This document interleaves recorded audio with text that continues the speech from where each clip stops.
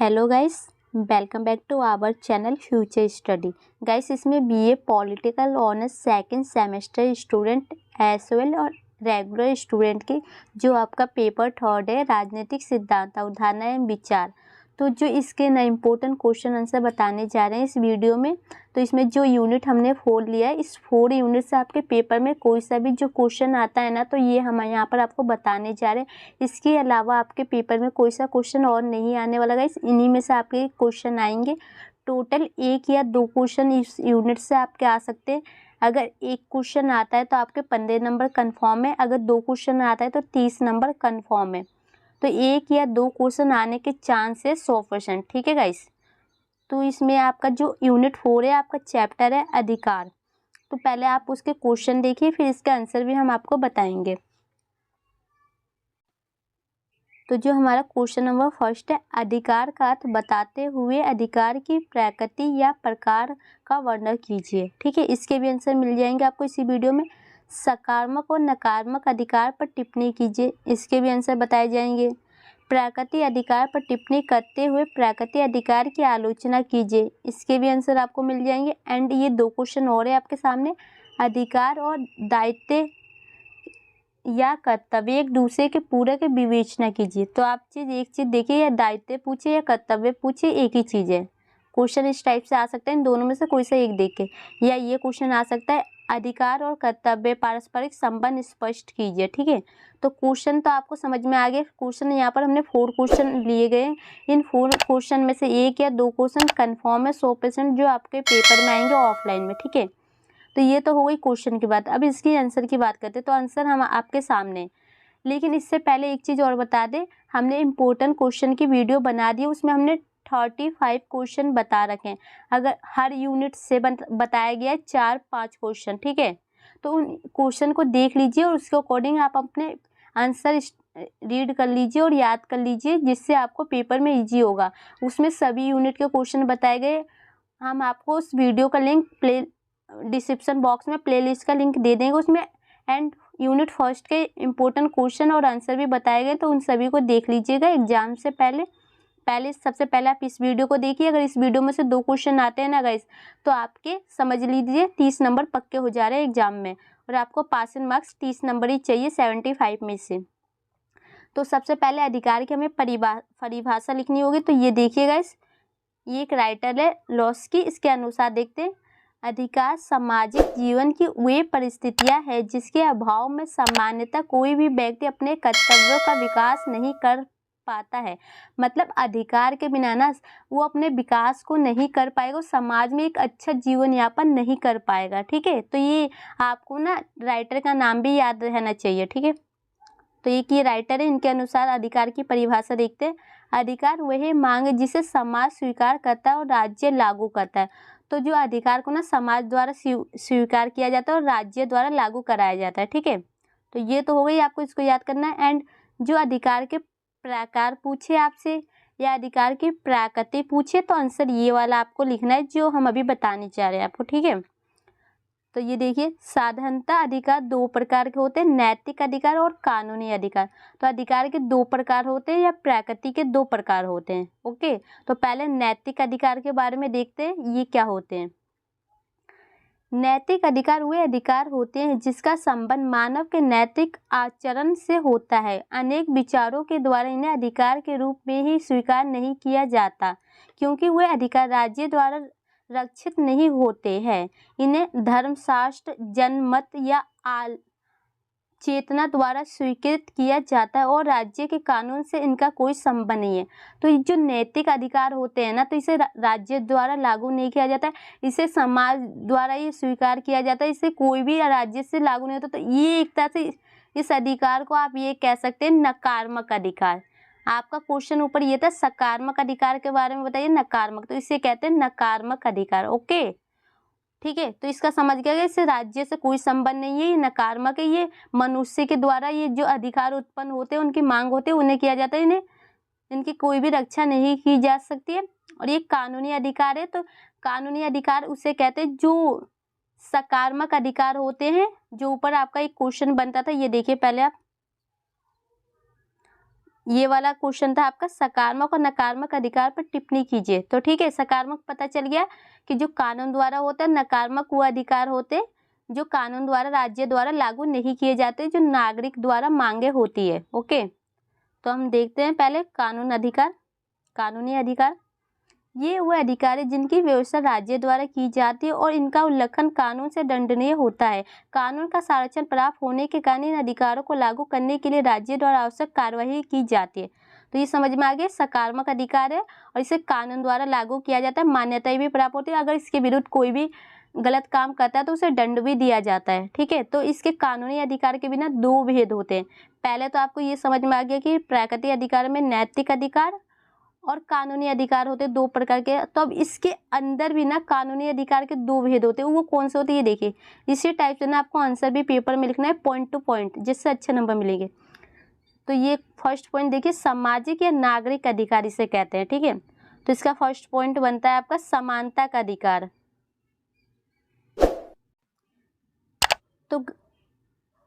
तो गाइस जो समानता का अधिकार है ना, तो इससे जो मतलब ये है कि जो व्यक्ति है एक समाज में उसे हर तरह से ना सम्मान अधिकार प्राप्त हो, चाहे अमीर हो गरीब हो, वो निम्न जाति से उच्च जाति से, उससे कोई मतलब नहीं। उसे जो एक अमीर व्यक्ति जीवन यापन कर सकता है, उस गरीब व्यक्ति भी उसी को कर सकता है। उसे कहते हैं समानता का अधिकार। जैसे हम इसे देख सकते हैं एक बार, समानता का अधिकार एक अत्यंत महत्वपूर्ण अधिकार है और इसका तात्पर्य यह है कि प्रत्येक क्षेत्र में व्यक्ति को व्यक्ति होने के नाते सम्मान और महत्व प्राप्त होना चाहिए और जाति धर्म व आर्थिक स्थिति के भेद के बिना सभी व्यक्तियों को अपने जीवन का विकास करने के लिए समान सुविधाएं प्राप्त होनी चाहिए। समानता का अधिकार प्रजातंत्र की आत्मा है और इसके निम्न भेद है। तो आपको समझ में आ गया, जो हमने बताया समानता का अधिकार है, किसी के साथ कोई भी भेदभाव न, जाति लिंग वर्ग के आधार पर कोई भेदभाव नहीं होगा, सबको समान अधिकार दिया जाएगा, सब अपना विकास समाज में रह के कर सकते हैं। जो समानता का अधिकार है ना, इसके अंदर भी भेद है। तो इसके देखिए, तो फर्स्ट पॉइंट बनता है आपका राजनीतिक समानता का अधिकार। मतलब जो राजनीतिक होते हैं, वोट देने का अधिकार होता है, महिला पुरुष सभी को होगा जो 18 वर्ष से प्लस में होंगे। देखिए इसका आंसर, इसका तात्पर्य है कि प्रत्येक व्यक्ति को अपनी योग्यता अनुसार बिना किसी पक्षपात के देश के शासन में भाग लेने का अवसर प्राप्त होना चाहिए। इस राजनीतिक समानता के प्रतीक प्रजातंत्रात्मक शासन की स्थापना और व्यवस्थित मताधिकार की व्यवस्था द्वारा ही संभव है। इसी में यह बात भी शामिल है कि न्याय और कानून की दृष्टि से भी सभी व्यक्ति समान समझे जाने चाहिए। तो समझ गए गाइस। तो आपको मतलब इस अधिकार में ये कि एक तो आपको वोट देने का अधिकार होगा और एक दूसरा अधिकार ये होगा, अगर आप चाहते हैं राजनीतिक में पार्टिसिपेट करना तो आप कर सकते हैं उसमें भी। ठीक है, तो ये हो गया। अब ये सामाजिक समानता का अधिकार है।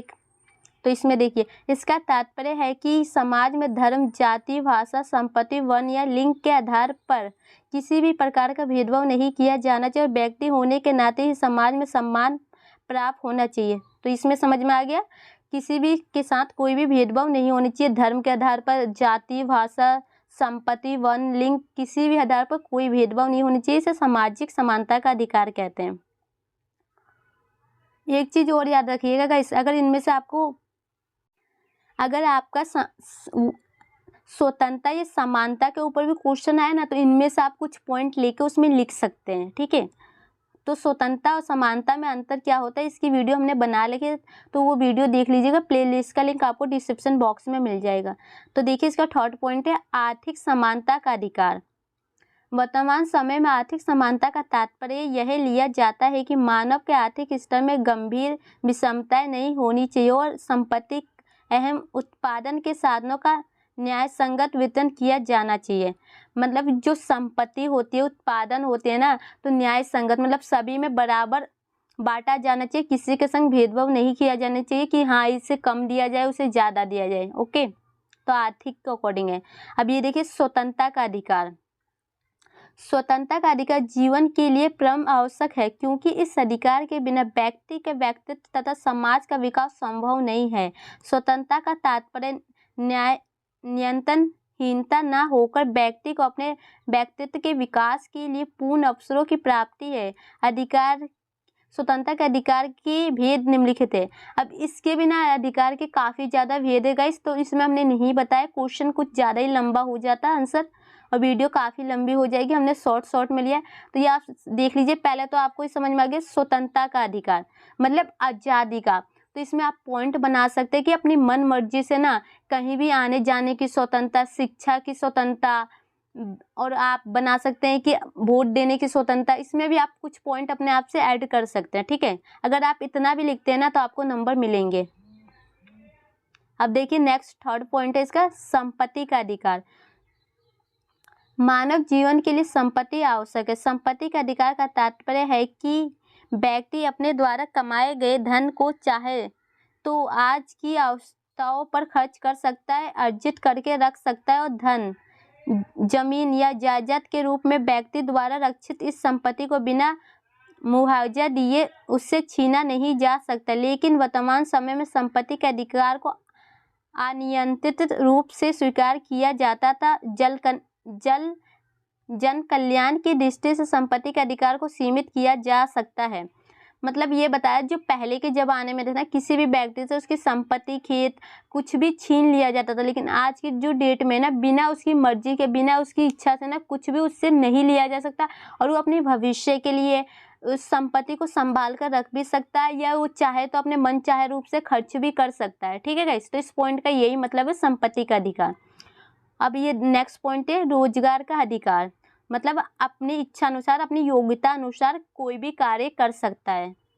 व्यक्ति को स्वयं अपने परिवार के भरण पोषण, आवास एवं शिक्षा के लिए धन की आवश्यकता होती है, और व्यक्ति यह आर्थिक शक्ति किसी न किसी प्रकार का काम किए बिना प्राप्त नहीं कर सकता। अतः वर्तमान समय में यह अवसर समझ जाता है कि व्यक्ति को काम प्राप्त करने का अधिकार होना चाहिए, और इसे काम के बदले में व्यक्ति को उचित परिश्रम प्राप्त होना चाहिए।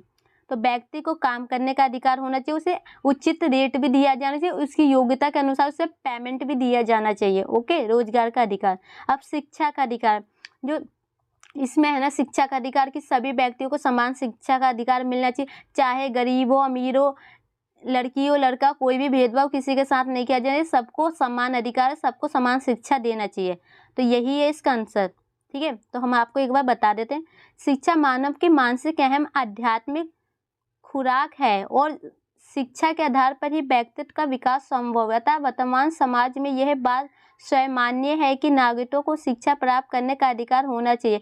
केवल इतना ही नहीं, शासन और धनवान एवं निर्धन दोनों ही वर्गों को शिक्षा संबंधी सुविधाएं प्रदान करनी चाहिए। पुस्तकालय और संग्रहों की स्थापना की जानी चाहिए। प्रारंभिक शिक्षा की अनिवार्य तथा निःशुल्क रूप से व्यवस्था की जानी चाहिए। और इसमें एक और पॉइंट ये भी है ना कि जो छोटे बच्चे होते हैं ना, उन्हें फ्री में शिक्षा देनी चाहिए, जो प्राथमिक क्लासेस होती है। ओके, मतलब पहली से 5वीं तक जो क्लासेस होती हैं उन्हें फ्री शिक्षा देनी चाहिए, उससे कोई भी चार्ज नहीं लगेंगे। ये हो गया जीवन का अधिकार। जीवन का अधिकार तो आप सभी जानते हैं, सभी व्यक्ति को जीवन का अधिकार है।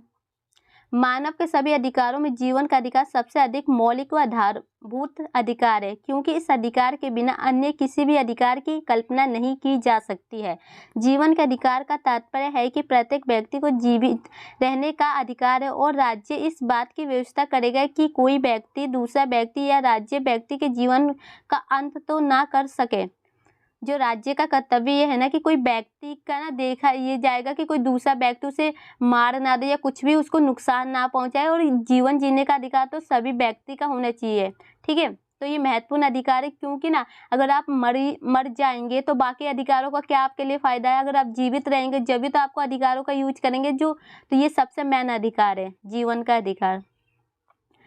परिवार का अधिकार, इसमें यह है कि जो परिवार का अधिकार, सभी व्यक्तियों को अपने परिवार के साथ रहने का, जीवन यापन करने का सभी को अधिकार सम्मान है, ठीक है।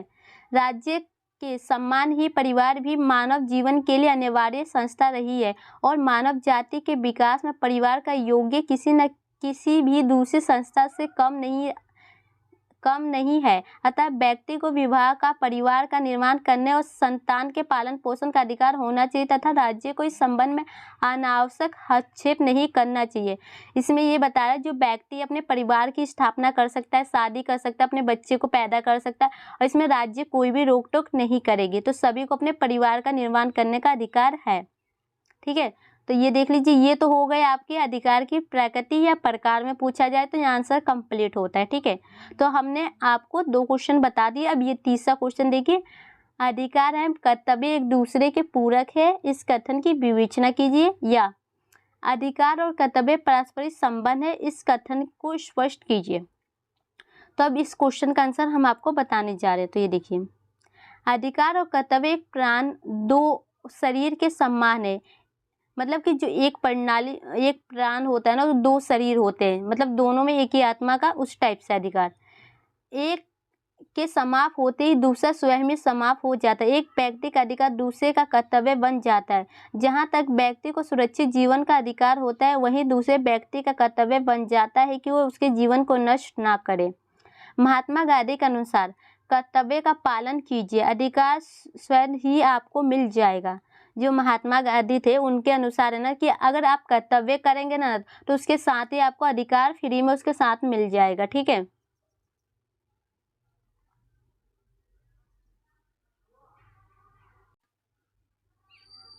तो ये देखते हैं अधिकार और कर्तव्य पूरकता संबंध को, जो संबंध है या एक दूसरे के पूरक है, इसके बारे में देखिए। इसके कुछ पॉइंट है यहाँ पर आपको बताया जा रहा है। तो फर्स्ट पॉइंट आपके सामने ये देखिए, समाज कल्याण तथा अधिकार। ठीक है, अधिकार सामाजिक वस्तु है, इसका अस्तित्व तथा भोग समाज में ही संभव है। इसलिए प्रत्येक अधिकार के पीछे एक आधारभूत कर्तव्य होता है कि मनुष्य अपने अधिकार का भोग इस प्रकार करे कि समाज का अहित ना हो। समाज व्यक्ति को किसी विश्वास के साथ अधिकार प्रदान करता है कि वह अपने अधिकार का प्रयोग सार्वजनिक हित में करेगा। तो गाइस, इस पैराग्राफ का जो इम्पोर्टेंट पॉइंट ये बताता है कि जो आपको अधिकार का मतलब है कि जो अधिकार है आपका सामाजिक अधिकार है, लेकिन आपका कर्तव्य भी है। कर्तव्य ये है कि जो आपको अधिकार दिए जा रहे हैं, आपको ये भी देखना है कि उसका विरुद्ध कोई भी कार्य नहीं करी जानी चाहिए जिससे कि समाज को हानि हो या किसी और व्यक्ति को नुकसान पहुंचे आपके अधिकारों की वजह से, आपके काम की वजह से। तो आपका एक कर्तव्य ये बनता है कि समाज में रहने के साथ अधिकार को यूज करते हुए किसी दूसरे को हानि नहीं होनी चाहिए, किसी राष्ट्र को हानि नहीं होनी चाहिए। ओके, तो नेक्स्ट पॉइंट देखिए, अधिकार और कर्तव्य जीवन के दो पक्ष। अधिकार भौतिक है और कर्तव्य नैतिक है। ठीक है, अधिकार भौतिक वस्तुएं, भोजन, वस्त्र, भवन की पूर्ति करता है, किंतु कर्तव्य से परमानंद की प्राप्ति होती है। अतः अधिकार एवं कर्तव्य जीवन के दो पक्ष हैं। तो आपको यहाँ पॉइंट दिख रहा है कि जो अधिकार है ना, भौतिक और नैतिक दो प्रकार के इसमें बताया गया। ठीक है, और जो भौतिक वस्तुओं में आते हैं भोजन, भवन, पूर्ति, मतलब आपके खाने पीने से लेकर रहने तक की सबकी पूर्ति करती है। और जो आपका कर्तव्य है ना कि जो अपनी मनपसंद चाहे प्राप्ति करते हैं, वो आपका कर्तव्य, और ये दोनों आपस में जुड़े हुए हैं। और ये आपका थर्ड पॉइंट है, कर्तव्य पालन तथा अधिकार का उपभोग। कर्तव्य पालन में ही अधिकारों के उपभोग का रहस्य छिपा हुआ है। जैसे कोई व्यक्ति जीवन और संपत्ति के अधिकार का भोग बिना बाधा के कारण करना चाहता है, तो वह इसके लिए अनिवार्य है कि वे अन्य व्यक्तियों के जीवन तथा संपत्ति के शासन में बाधक ना बने। अधिकार का सदुपयोग ही कर्तव्य है। मतलब कि जो अधिकार है, अपना अधिकार का प्रयोग कीजिए, बट ये ध्यान में रखते हो कि किसी दूसरे व्यक्ति को इससे कोई भी नुकसान नहीं होना चाहिए। जो आपका अधिकार है ना, उसका दुरुपयोग नहीं करेंगे, और यही आपका कर्तव्य है कि उसके सही तरीके से पालन के साथ अधिकार का यूज करें। अधिकार और कर्तव्य एक दूसरे के पूरक है। ठीक है, तो इसके अनुसार देखिए, तो ये जो एक राइटर है श्रीनिवास शास्त्री, इनके अनुसार जो अधिकार की देखिए, अधिकार और कर्तव्य दो भिन्न भिन्न दृष्टिकोण से देखे जाने के कारण एक ही वस्तु के दो नाम है। बिना कर्तव्यों के अधिकार का उपयोग असंभव है। एक के बिना दूसरे का अस्तित्व नहीं है। दोनों की उत्पत्ति अहम अंत साथ साथ होते हैं। तो आपको समझ में आ गया ना, जो एक सिक्के के दो पहलू होते हैं ना, उसी टाइप से ये भी है अधिकार।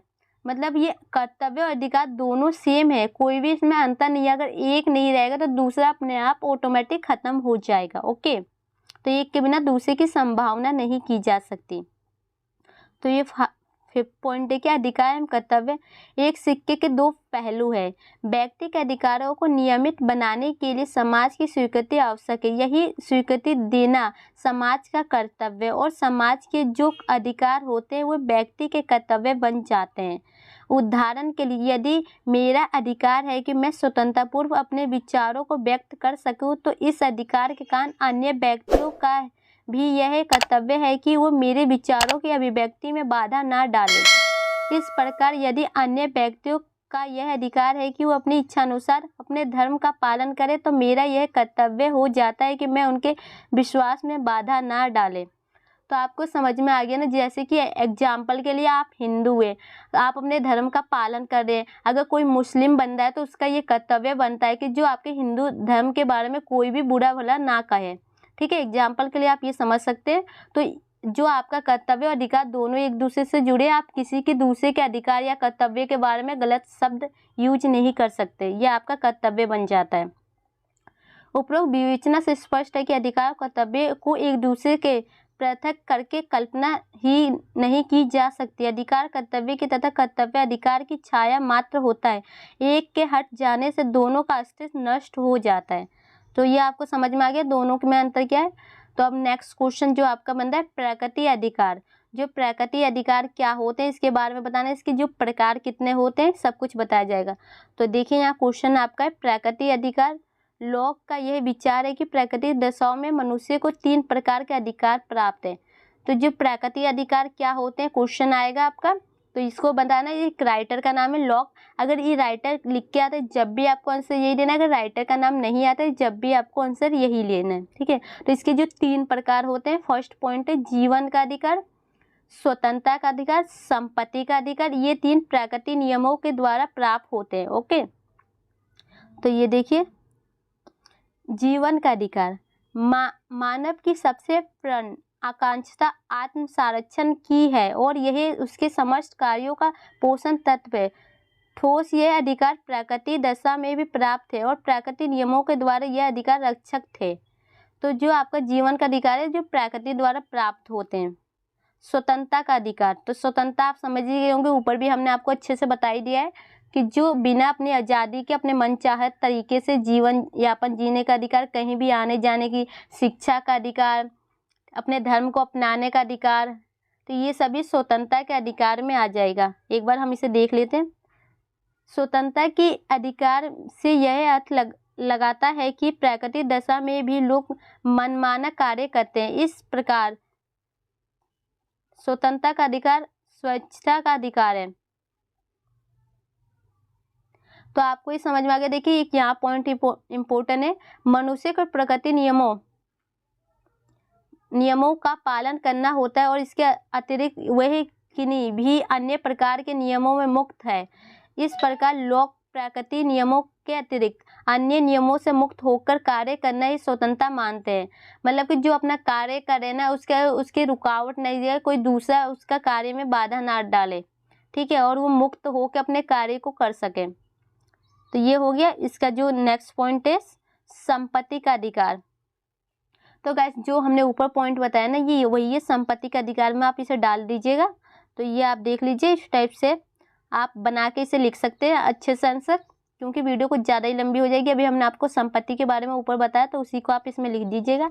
एंड जो लॉक के प्राकृतिक अधिकारों की आलोचना, इसे देख लीजिए। आपका क्वेश्चन ये बन रहा था कि जो उसकी, देख लीजिए एक बार क्वेश्चन आपको दिखाते हैं।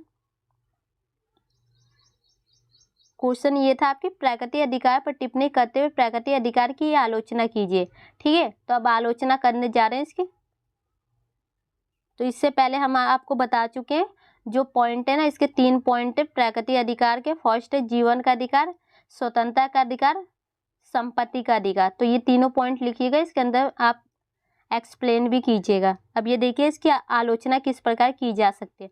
लोग एक और प्राकृतिक अधिकारों को निरपेक्ष और राज्य द्वारा अनुलंघनीय घोषित करते हैं और दूसरी तरफ बहुमत के शासन के सिद्धांत को न्यायोचित बतलाते हैं। बहुमत अपने न्याय से अल्पमत के मौलिक अधिकारों को अलग कुचलता है, तब भी लोग उसे सामाजिक हित की दुहाई देकर बहुमत के निर्णय को स्वीकार करने की बात करते हैं। यह बात प्राकृतिक अधिकारों की निरपेक्षता और अनुल्लंघनीय के विरुद्ध जाती है।